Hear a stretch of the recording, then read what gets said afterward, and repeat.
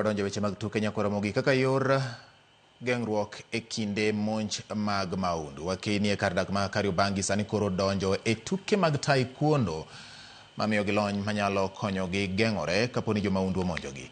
Minego ma kwan gi oingo 20 ma bende gin johala bende tiyo kod tuke makamago e bero ngimagi mag del ka koro gidwaro ni mondo sirikal oyang tuk taekwondo mar jok madongo ka bende gikoni onego migi sir kaka osebed ka isiro tuke mamoko kamoting'o adhula kod tuke mag ng'wech e pacho ka.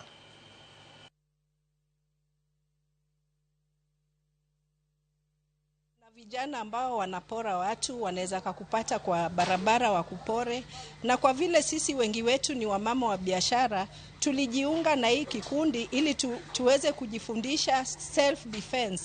Tuliona tulikuwa na pressure, sukari nini, mtu ako na mafuta. Saa hii tangu nikuje hapa nimepungua sana. Nasikia mwili iko weak, tuko na mabiashara.